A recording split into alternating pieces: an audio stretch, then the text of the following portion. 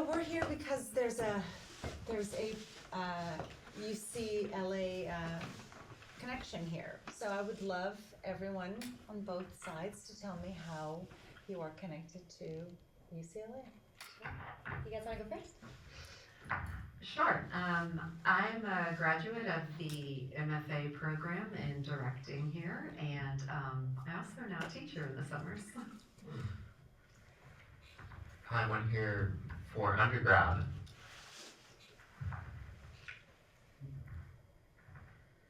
Okay, hi. I was like, is there more to the story? So I went to UCLA's theater program as an undergrad, and at the same time, Aaron was getting his grad degree and then MFA program as a director. And so Aaron and I met at UCLA, and then the way that Julia and I met is Julia was a directing film student at Chapman, and we met through Julia's project. So I'll let you say.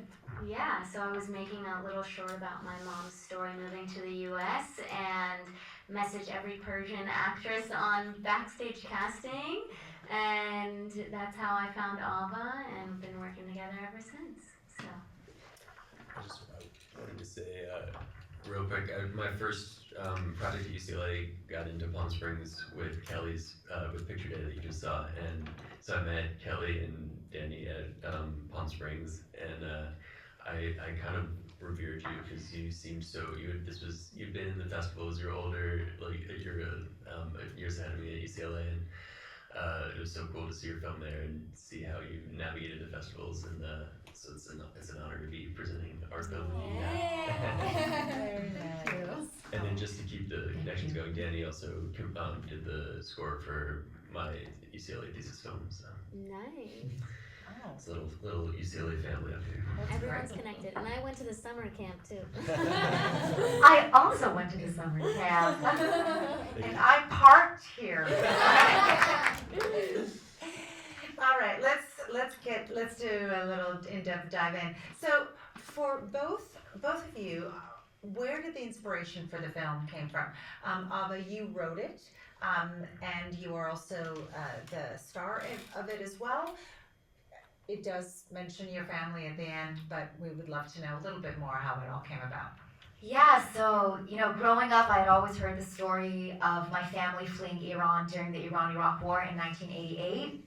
And, when I was 15 years old, around the time when my mom fled, I got really curious and started asking a lot of questions. And often, the moment in my mom's whole journey from Iran to America that stood out the most for her and for me is the pivotal moment, which is the scene you see, where she says goodbye to her homeland and her family, and it is the moment where she becomes an adult in a singular instant.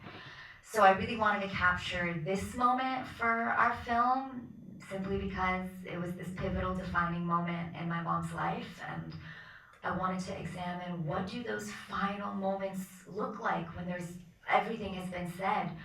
What is said in that heavy, thick silence? How do you possibly say goodbye to your homeland and family? So I really wanted to examine that moment. And Kelly, you also wrote Picture Day. And I did. Can we do behind you? Sure. Maybe that works. So Picture Day was, even though it's a short film, had sort of a long gestation period, and I find this with a lot of my films. A lot of times there will be different seeds floating around in my head that sort of collide into one moment that I want to explore. And with this one, it was, I grew up on military bases, and it wasn't until in my adult life I began to realize that it's a subculture we really don't see represented in media. And it really is a very distinct subculture you grow up in, and I had been somewhat, without realizing it, just hidden it away a little bit because it was so unrelatable to everyone around me. And it just became something I knew I wanted to start exploring. And that was in the back of my head. And a couple of years ago, a friend of mine said out of the blue, an older friend, I wish I could be the girl I was when I was 12. That was the last time I felt all this confidence. And I had just recently watched my partner's daughter at that age and how she had gone from this young, confident, spunky child to losing a lot of her confidence overnight. And I remember the same experience. So I began to think a lot about that and what happens to girls at that age. And it turns out psychologists study this. And girls between the ages of 11 and 13 lose about 80% of their confidence. Whereas in the same age group, boys gain about 80% of their confidence. And they even have a term for it, it's called the confidence gap. And so I just became really curious about this, and I couldn't help but think, it can't be a coincidence that at the age we're really beginning to understand gender role expectations, and there's a certain narrowing of possibilities for a lot of female identifying children, that this is when all the confidence is lost. So, and my last film had been exploring sexual assault on a high school hockey team, and one of the things that I left that project thinking about was, we can so easily point our fingers at these specific monsters who, like the Nader in the gymnastics case, and Nasser, excuse me.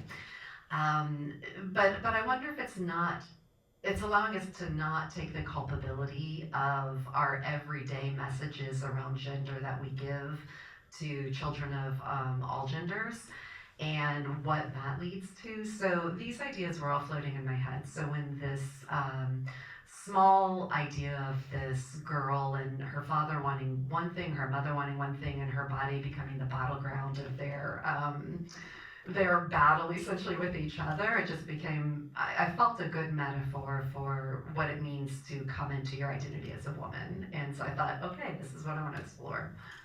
Great. Wow. So once you each have your scripts, the ideas, the stories, you have to raise money. And so where do you go? I'm sure people here, if they're in the filmmaking program, also would love to know how you financed your films. Yeah. You want to start? Sure. Yeah, so basically with Tulips, we started by making a pitch deck and a treatment and submitting to grants. And one of the first grants we won actually was $3,000 from NIFTY, which is National Film Festival for Talented Youth. We had just made the cutoff. I think Alba did. I was aged out, so and so we won $3,000, and instead of actually putting that money directly into the film, we took a slightly different approach, and we shot a 1-minute teaser on 16mm film, and we were like, okay, we're gonna make this proof of concept of the short to get more people excited about it. And to not waste any time or money, we'll use clips from that teaser in the short, which we did. And then that little teaser got us noticed by these EPs at Public School Pictures that gave us about 50% of our budget. And then the other 50% was just door knocking and asking family and friends for money, and we were lucky enough to have a lot of generous donors. Mm-hmm. Very nice. My dad was very generous. He was. Thanks, Dad. I didn't get the NIFTY grant. It's funny, it snuck up on me, and before this, all of my films had been funded by grants. And this one, I got into the AFI Directing Workshop for Women, and you make a film through that program, and it's almost overnight. It's like within a couple months you're going into production. There was no time to apply for grants. So I had to do my first crowdfunding, which I had been dreading forever. But it ended up being this amazing experience once I forced myself to do it. Having so many people reach out from different parts of my life, and especially people going back to high school who didn't necessarily have a lot of money, but there were so many who were happy to actually be able to support a project, that it was this actually a really beautiful experience. I ended up, at the end of it all, really appreciating the whole process. And the film feels even more special because, in a way, I know I had so many people in my life actually help me make this. Can I add to your point? Yeah. We had a family and friends screening for all of the donors, and there was a Persian Jewish man who we didn't know, who had found our campaign, and he donated a good chunk of money, came to our screening, and was like, "This is my story. Thank you for making my story." So, we're so easily shy and embarrassed to go out and ask people for money, but also it was so wonderful to see how rewarding it was for people to feel like, oh, we're putting our money into something that represents us. Yes. It was such a filmmaker audience full circle moment that was really meaningful. Yeah, I love that. I mean, and in a different way, I had so many people that were in the area I went to high school, which is where we retired, and so there is a lot of military. And there were so many people that were thrilled just to see something of their life represented. And like I said, it is such a unique thing we don't see that I think it was moving. Yeah. The casting. I'm assuming, Ava, you wrote this specifically for yourself to also star in. I would love to know more a little bit about, was it because as an actress you were creating your own part to play, or was it more because this was the story of your family and you really wanted to be involved in, didn't want anybody else to play this special role? Yeah, so I'm an actor first and foremost, and writing became a necessity because I really wanted to share my mom's story. So the writing I was learning along the way, but for the acting, maybe this is arrogant of me to say, but I never even considered that anybody else would play my mom. Just because You didn't have a nationwide casting search? No, I did not. Just because it's my mom. But Julie and I were roommates at the time, and Julia and I had worked on projects together before, and I really wanted Julia to direct it, so thankfully she read the script and she liked it and she agreed. And then we went to Aaron, and I was like, "Aaron, do you want to produce it?" And I had been planting the seed for quite some time, and thankfully he said yes. So then this sort of solitary solo endeavor became a team effort that I couldn't have done without these two. So of all the other roles, which role was the most challenging to cast out, separate from your part? Well, Sharif, the man who plays my father, the actor's name is Lalezarzadeh. Julia and I, we really wanted to emulate the dynamic that my mom and my grandpa have, and they have a really tender relationship with one another. So it was really important to us to find an Iranian actor who had this tender essence, gentle essence to him. So maybe Julia, you can talk a little bit more about that. Yeah, definitely. So it was more so for Sharif's character. It was really important to us to go out into the world and really find somebody whose work we resonated with and connected with. And like Ava said, someone who had the same gentle nature as her grandpa. And there was that kind of quiet strength and iman that we were really attracted to.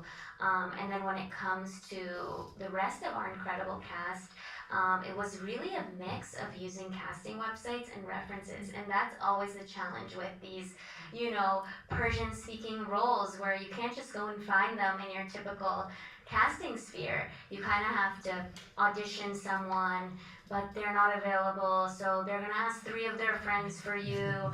Then you're gonna get 3 tapes, talk to a couple non-actors, someone's uncle.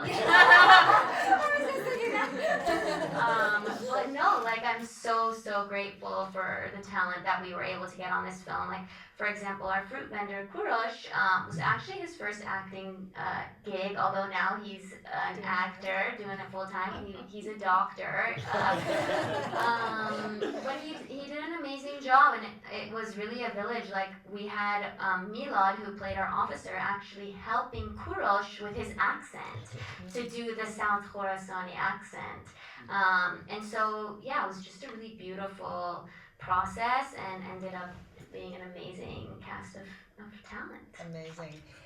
Callie and Danny, what about the casting of your film? I would assume that finding that girl was crucial. Did you find her first and then build the family around her, or was it not like that? It was a little more out of order?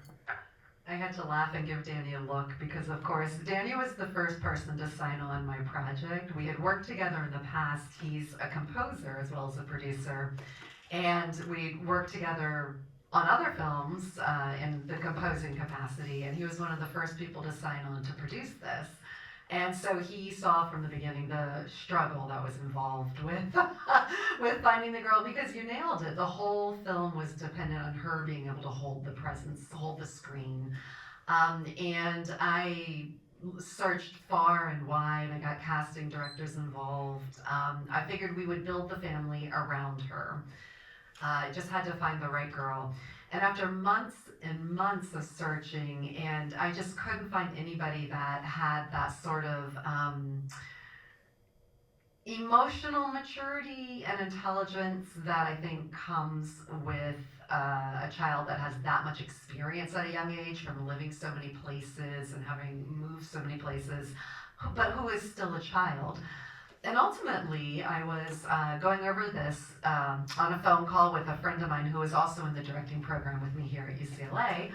And he said, you know, I don't know if this kid's an actor or not, but I was at a dinner party about 2 years ago with like, this kid who was just so precocious. And and you know, he knows my films really well. He knows the type of acting I like. You know, he had a real sense of what I was looking for. And just out of the blue, he said, you know, let's just look her up. Let's see if she acts. And it turns out she had been in one film, and we called her up, and she had an agent. And at the moment, she was in Texas. So I said, let's just get on a Zoom, and I just want to meet the kid. And I never even had a read for it. Literally within one conversation, I just knew this is the girl. This is the one I've been looking for. And it's funny because in the casting process, I don't know if you guys find this, but in the casting process, at a certain point, you begin to feel like, am I crazy? Am I being too picky? Because everyone around me is saying all these options, and they're good actors, but I'm just not feeling it. It's just not right. But then when you have the right person, you have the right person.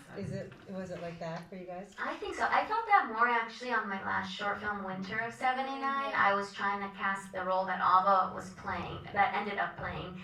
And I got a lot of tapes from a lot of young Persian actors, and nothing was sticking. And then Shiri Ava sees my post on Instagram and goes, "How do I audition for this?" I'm like, "Oh my God, here, audition, what do you mean?" And I got her tape, and I'm like, "Oh my God, it's her." Like, she was perfect, you know? I didn't know that story. Yeah, oh sorry, I just screamed. That's how you guys met? No, so we met in 2017, my short film before that one. So she acted in 2 prior shorts. Yeah.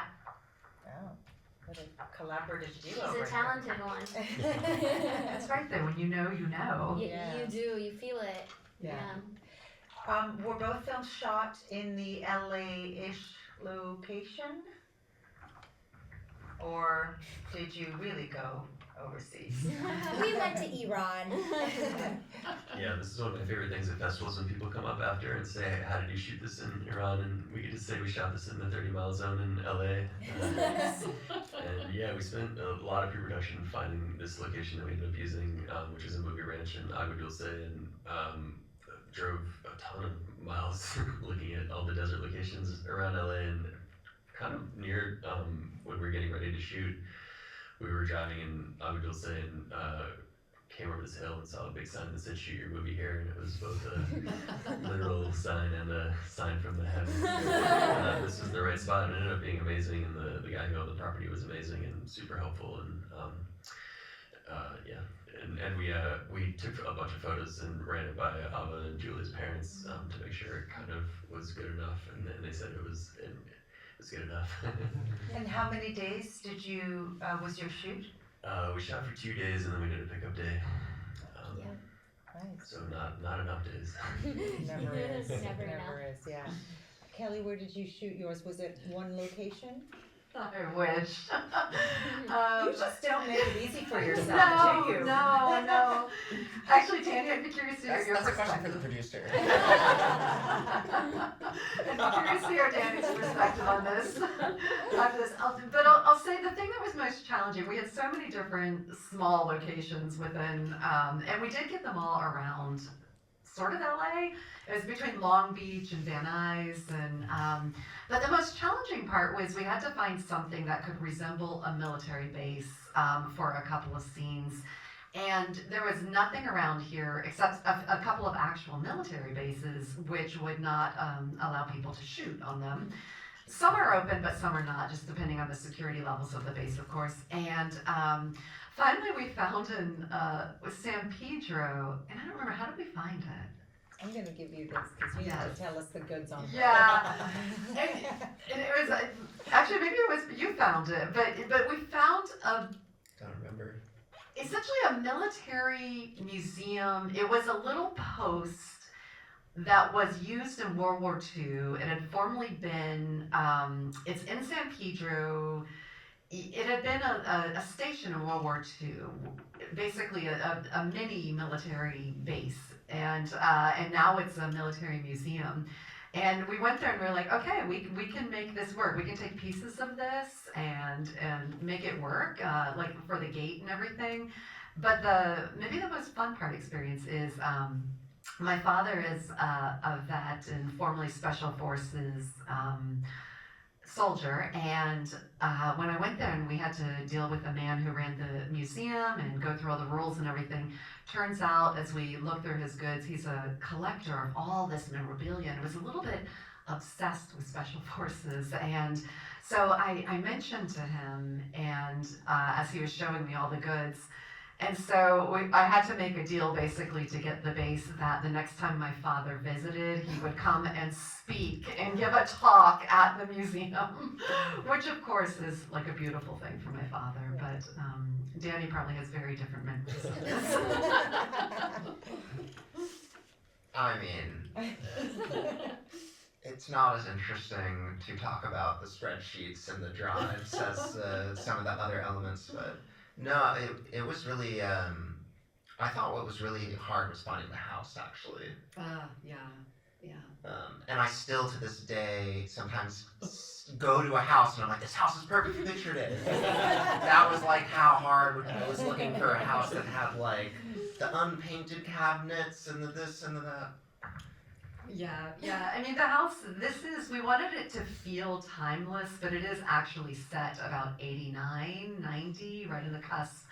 And so it needed to feel of the time, but then also potentially of military base, which is a very specific, So looking for the house took so much time, but and patience on the part of the producer. It's also like, I just need, I knew a zillion people that had that car when I was growing up, or I lived in a house that looked just like that when I was growing up, and they're like, why can't I find it anymore? It's like, I'm kind of old. No, because in LA they tear it down and they'll build like whatever else on top of it, so it's just not preserved here.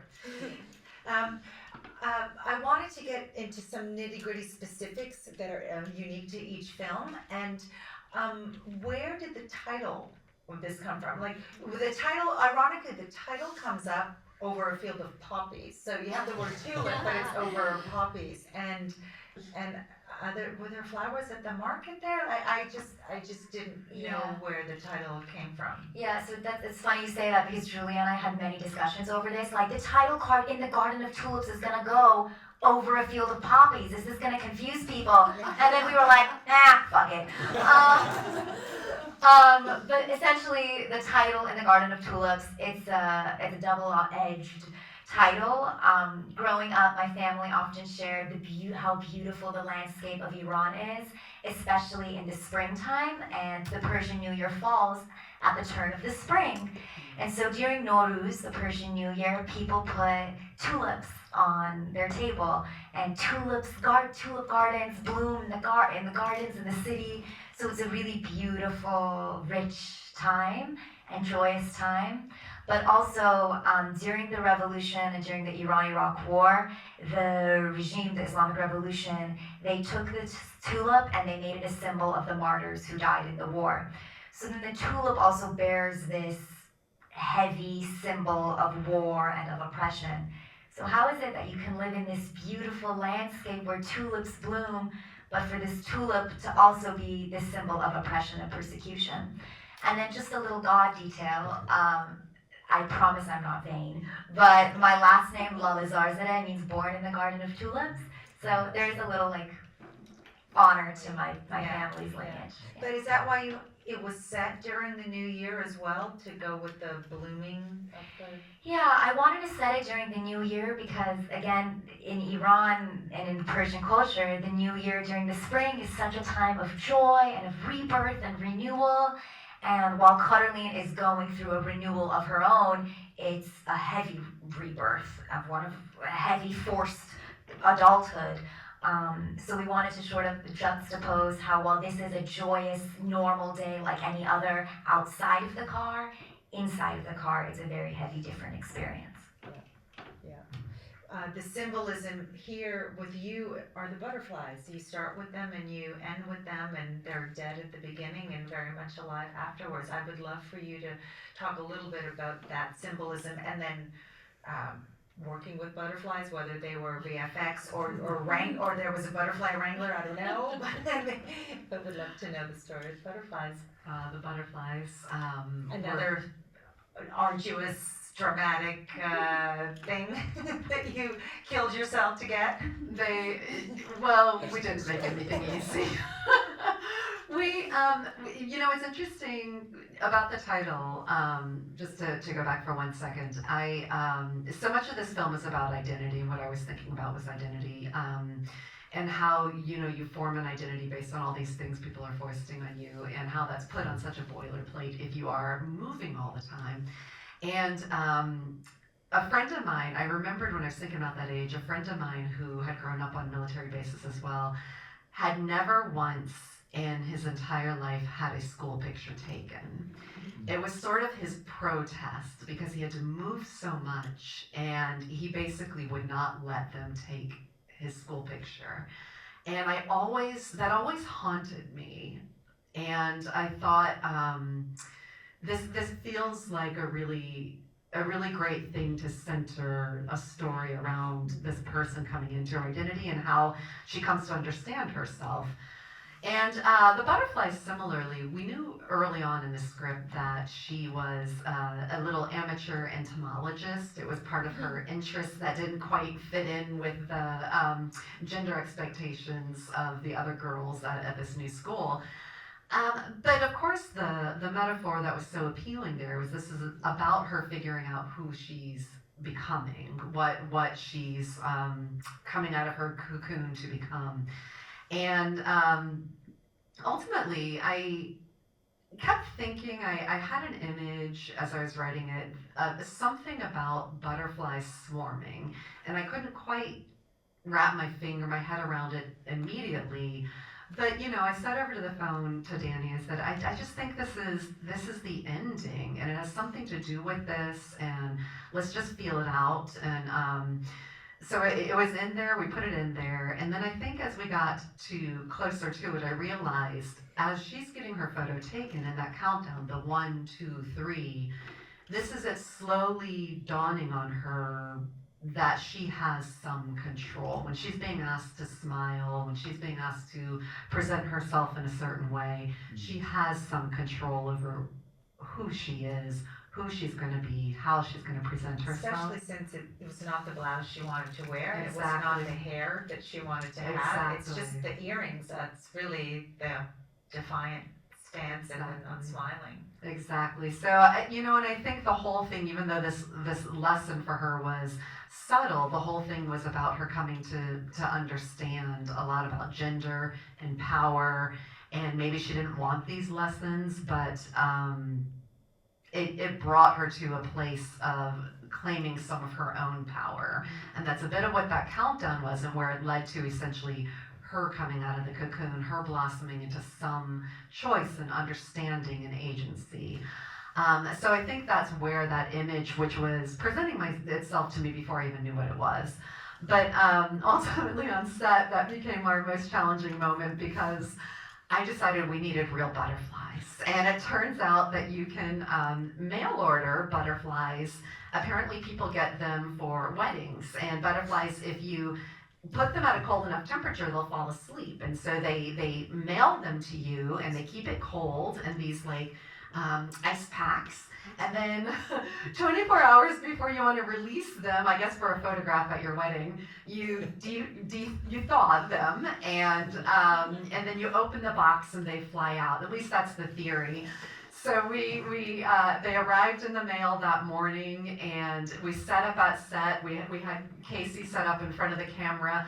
I sat right below the camera with a box of butterflies, opened it, ready for them to fly out, and it turns out they were still very, very sleepy.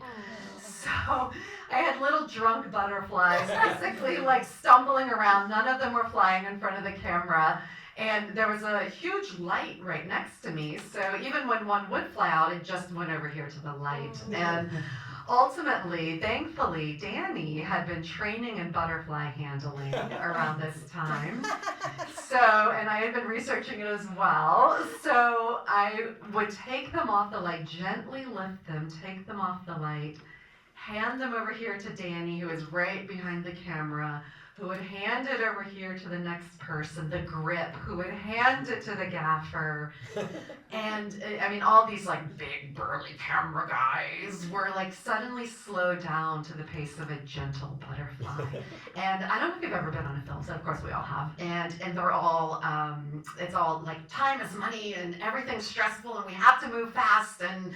And suddenly to have the pace of the whole set slow down to this tiny little passing of butterflies as gently as we could to release them in front of the camera and get them flying was honestly one of my favorite set experiences ever. It really felt like, for as much as we recreate the beauty of life in front of the camera, it felt like for a moment we're actually really capturing the beauty of life as it's happening.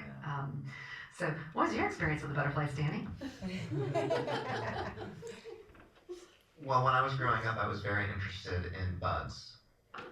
And so, well, this is kind of bad, but I was really interested in spiders. And spiders need to eat. So, yeah, well, that's how I knew that you could pick the butterflies up. But it came in handy for this beautiful shot. So it's all gonna work out, everybody. It's okay, you can I'm a parent now, okay, so it hits different. No, the butterflies, yeah, it was just, you had to do like the right kind of like touch, like the tennis serve or something. Yeah. And then they would like flutter the right way. And then we ended up having to do a lot of visual effects of like the like all the moments that were right, like had to be like cut out and like, you know, patched in. Yeah, to make it look like there was a plethora of butterflies. I want to talk about the music in both films. There's not a lot of music. You're the composer, but so the choice of music was to not have a lot there. Whereas your film, I mean, there's a really special song that comes out at the end, which is a very different vibe than what is happening in the truck. So let's start with you guys and then go here. Yeah, so really with this film, the whole, you know, most of the sounds and music in the film is diegetic, which, you know, it's in the world of the story. And it was really important to me when we're making such an emotional movie that we're not pushing any emotions onto the viewer, not forcing them to feel any sort of way. I really just wanted the viewer to feel like another passenger in the car with Carlene and Sharif, and like as though they were almost singing along. And so it was really about keeping it bare bones simple, so nothing distracted us. We were really just living in that moment with them. And when it came to the song at the end of the film, I had actually heard that rendition of the Shema, which is a Hebrew prayer, by this Iraqi Jewish rabbi. And you can kind of hear like the Middle Eastern way he sings the song, and it reminded me a lot of this Yemeni cantor I had growing up in my temple, and it really like touched me in a different way. It really, touched my heart. And so I was contemplating, do we put this in the film or do we not? Because it is such a different feel. But when I saw it really paired with Abba's last look and felt that power and kind of the symbolism of, now she's going to freedom, the song almost represents her being able to freely be herself. And part of that is, that song. So, yeah. The Shema Israel, it's a prayer for safety. So when I had written the script, I had actually written for the end to be Navai, Navai, and then when Julia sent me the first cut of the film, and I heard the Mizrahi Iraqi rabbi sing the Shema Israel at the end, I got chills all over my body, and every time I see the film, I feel so blessed that Julia put that moment in. It's better than I could have ever thought of, and I'm forever grateful for that moment. Awesome. Danny, how did you work on your score?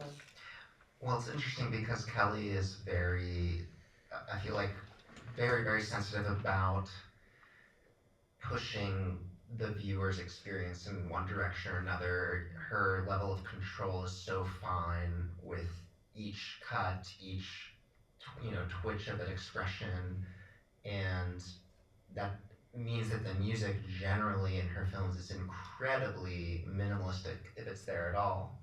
But in this case, she had this idea for this scene at the end that was going to exist in a sort of opposition to, stylistically to the rest of the film, and that was a big opportunity for music to erupt in this way that Kelly had not been able to do in her other films, because it would sort of betray what she was trying to do. In this case, it was an asset and allows us to fully experience that reversal and share the catharsis. So it's funny because I think one of the things that was really nice about both composing and producing is like how early you sort of get the film in your bones.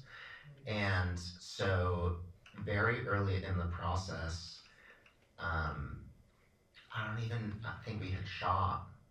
I was just wandering around my backyard in the garden, and like the melody sort of popped into my head, and so I just made like a rough thing and I sent it to Kelly with my voice, but knowing that we would replace it with a woman, and I tried a lot of other things, but that first thing just sort of was organically it, and it was remarkable how little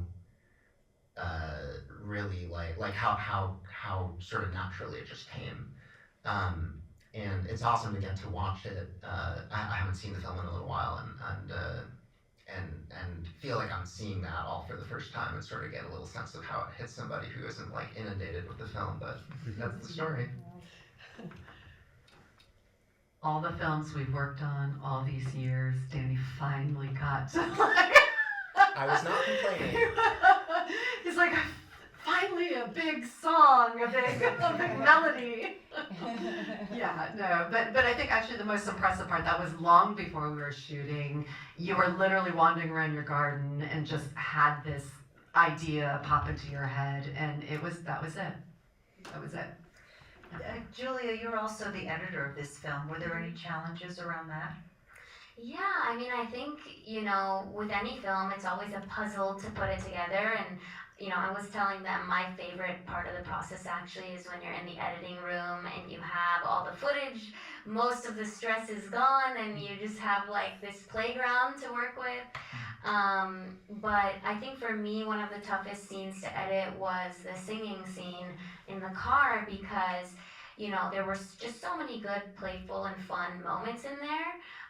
But we shot the moment where the officer drives by first, right? And as we kept doing the scene, it got more and more energetic.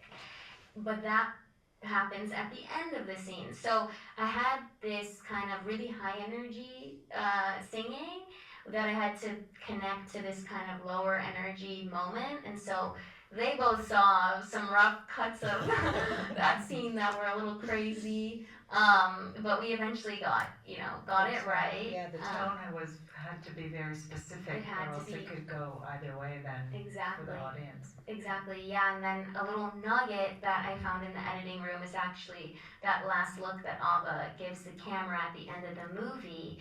I was just kind of like extending the clip out to see like how much longer I could make it. And at that point I had already called cut, and it was like seconds after cut, and Ava looks directly into the camera, and I'm like, oh my god, this is just chilling, you know?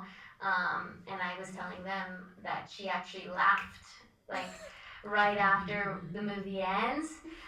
So it was really, the longest that it could possibly be. But yeah, I think a lot of times those beautiful moments happen before action and after cut, and I'm really glad we caught that.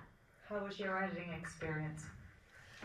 I also always edit my films with this of course, primarily Lukey, our editor, had the reins on this one, but it's hard to not. I'm one of those directors too. It's hard to not also edit, and it was a long process. It's but I'm trying to think of which scene would be the most challenging. Probably the dinner scene was the most challenging to get the tone just right and to get the emotional cues from each actor just right.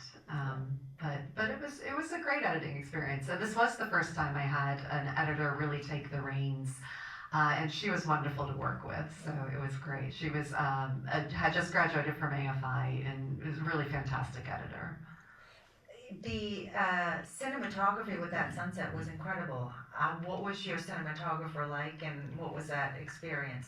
Also, the other thing I wanted to ask is how much of your cast was Iranian or Jewish? Oh, yeah.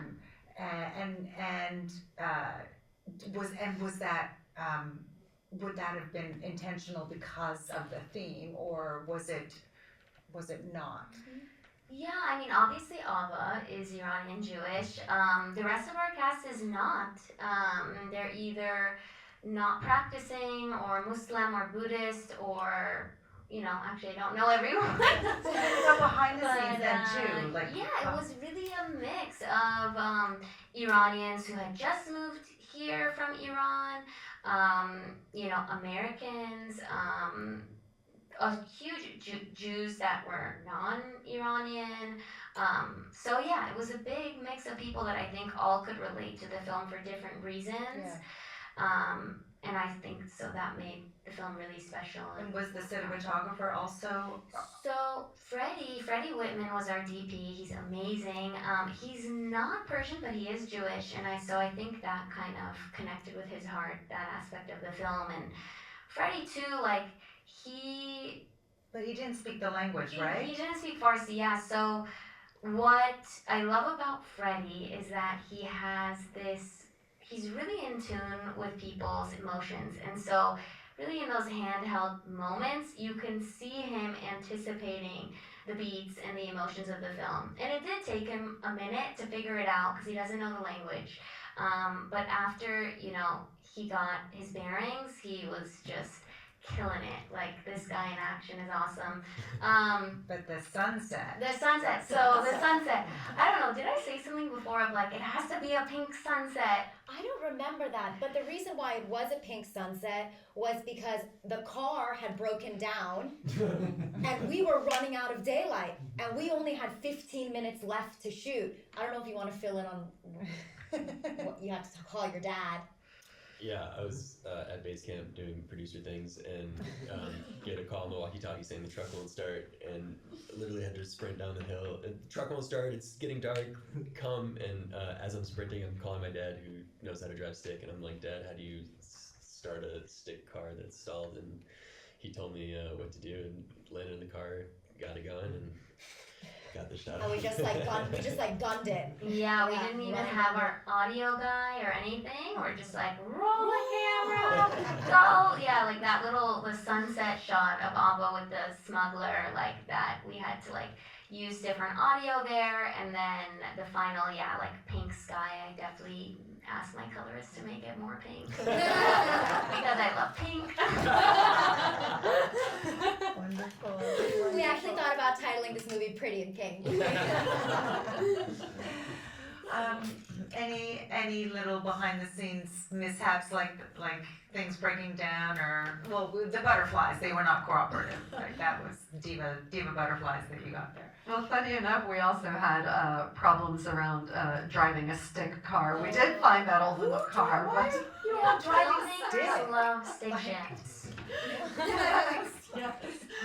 But luckily, actually, one of the really fortunate things in casting was when I did find the girl who was my main star, who is a half Taiwanese, half American.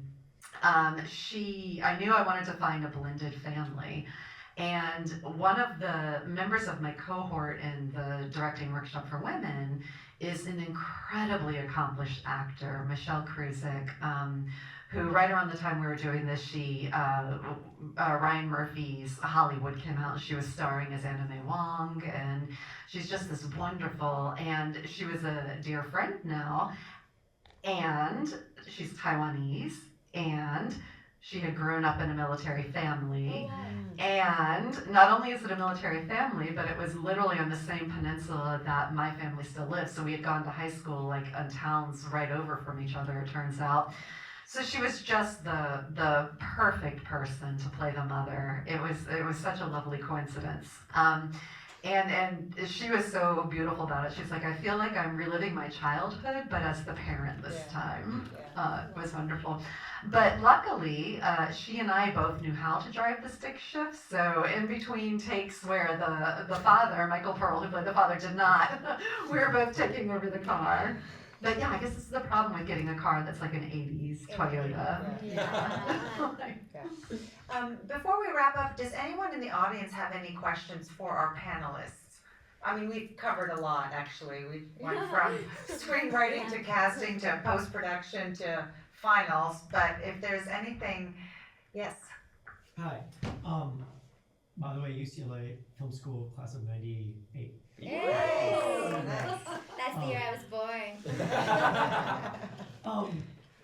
When the cop asked you, like, your dad's clothes and all that stuff, did you have that? I mean, in the story, was that pre-rehearsed or did you just guess it? No, so this was one of those moments where I deliberately wrote that where they had to intuit, she had to intuit his mind. And this is the moment where she takes the reins and we see the pass off of power. Okay, she's gonna be okay. She has the quick feet to survive. And so, she has the quick thinking to put the Star of David in her mouth.